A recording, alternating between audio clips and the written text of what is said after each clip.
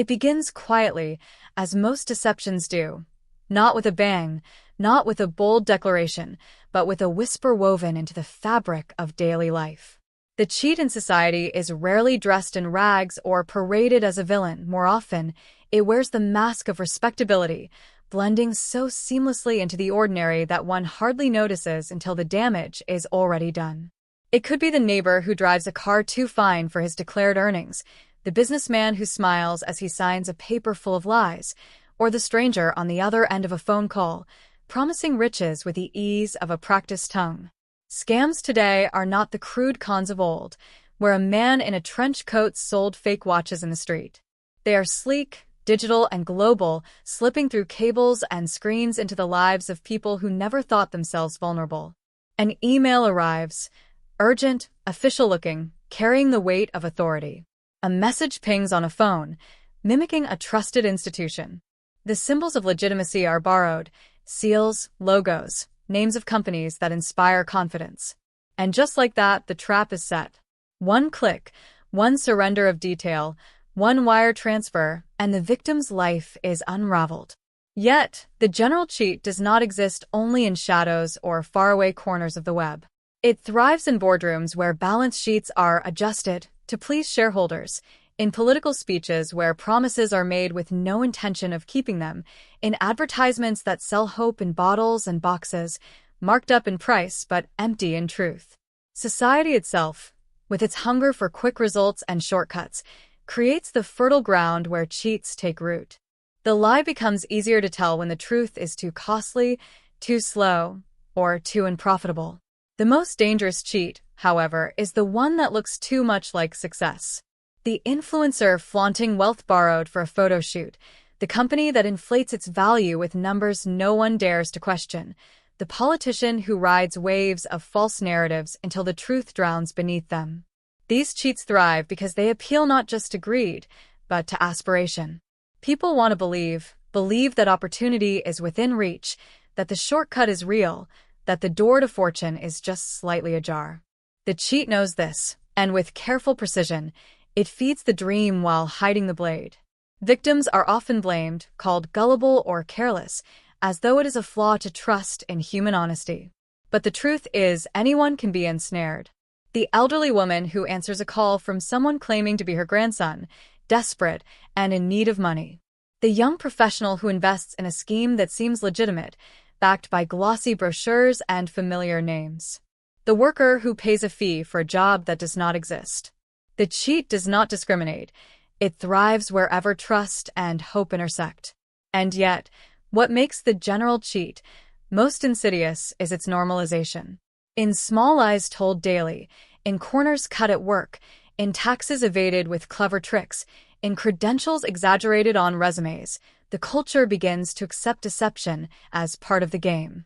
When dishonesty is rewarded, when those caught cheating still manage to rise, when punishment is rare and fleeting, the line between right and wrong grows blurred. People begin to ask themselves, if everyone else bends the rules, why should I be the fool to play straight? There are, of course, crusaders, journalists who dig, investigators who follow the money, whistleblowers who risk everything to reveal what others would rather keep hidden. Their stories remind us that the cheat, no matter how polished, cannot remain invisible forever. Scandals break, fortunes crumble, reputations burn. Yet, even as one fraud is exposed, another takes shape in the shadows, learning from the mistakes of its predecessor, adapting, evolving. The story of society's cheat is not a single tale but a cycle. Old tricks repackaged, new technologies weaponized, vulnerabilities exploited in ways both subtle and grand. From the counterfeit product sold online to the billion-dollar corporate fraud, from the smooth-talking con artist to the faceless phishing attack, the cheat exists everywhere, unbound by geography or class. And so the question remains, do we unmask the cheat by punishing the guilty, or must we begin with ourselves, examining the small compromises that allow the greater frauds to flourish? For the cheat is not merely out there in villains and scammers. It is embedded within the cracks of society itself, in every place where convenience is chosen over integrity, where appearance outweighs truth, and where shortcuts are valued more than the long, honest path. Beneath the surface of every bustling city, every quiet town, the cheat hides in plain sight, waiting for the moment when vigilance falters. It is not bound to a single face or form. It may be the slick-tongued stranger offering a miracle cure, or the anonymous algorithm weaving lies behind glowing screens. The general cheat has no single name because it has taken them all: the scammer, the fraudster, the trickster, the manipulator. It lives wherever trust can be stolen, wherever desperation leaves people vulnerable. In the old days, cheats required proximity. The con man had to stand before his mark, watch the doubt flicker in their eyes, and overwhelm it with charm. Today, distance is no barrier. A young man in one country can empty the savings of an old woman in another without ever crossing a border.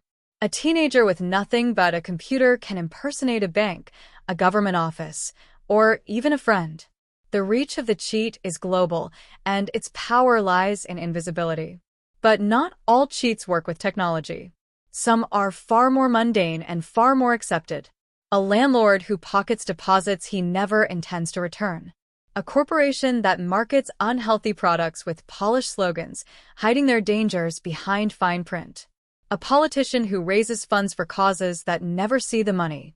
The grand scams and small deceits are tied together by the same thread: the willingness to profit from another's ignorance, trust, or hope.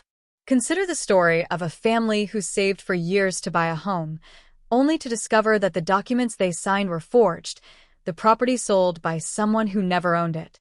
Their savings vanish, and the fraudster disappears, leaving behind nothing but legal confusion and debt. Or the countless workers who fall prey to employment scams, promised high-paying jobs abroad, lured into paying fees they cannot afford, only to be abandoned with nothing. Their dreams are turned into currency for someone else's greed.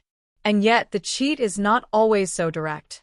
Sometimes, it is built into systems themselves, hidden in the fine print of agreements, in the shifting language of contracts, in interest rates designed to trap borrowers in endless cycles of repayment.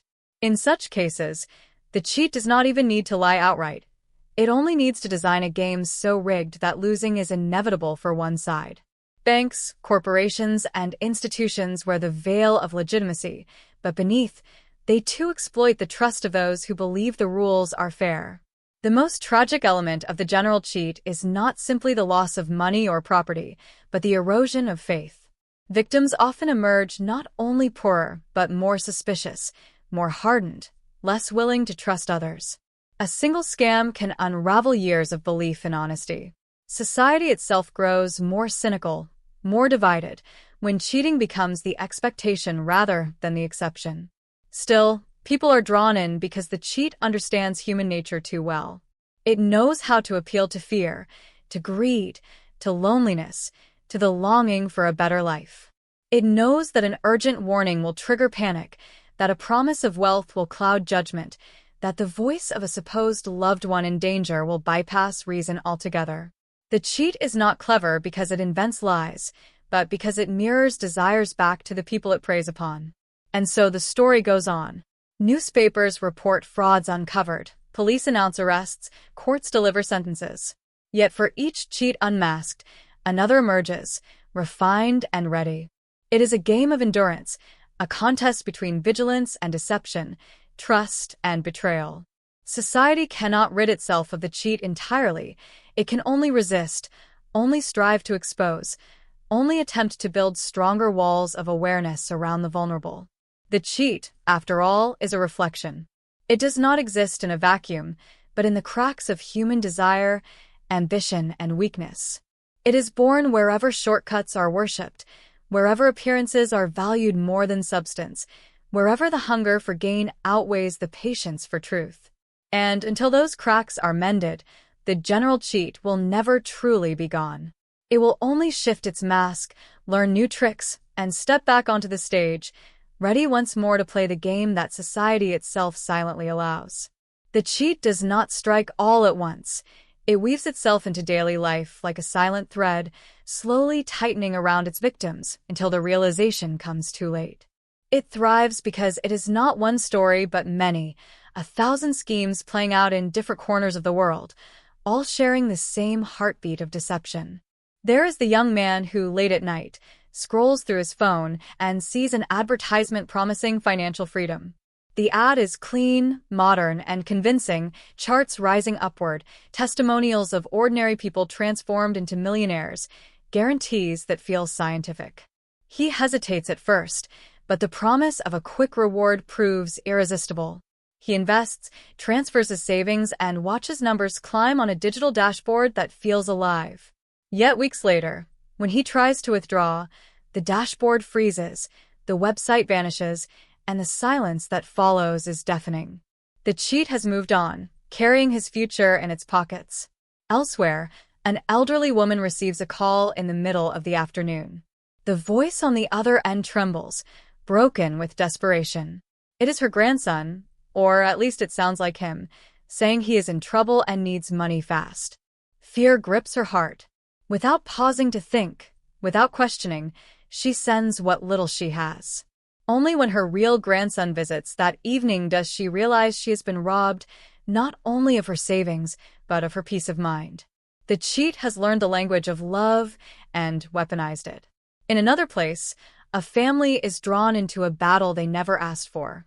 They inherit land from their late father, only to discover that a distant cousin has already claimed it through forged documents. Courts drag them through years of hearings, fees, and endless paperwork. The cousin, cunning and prepared, hides behind clever lawyers and bribes in quiet places.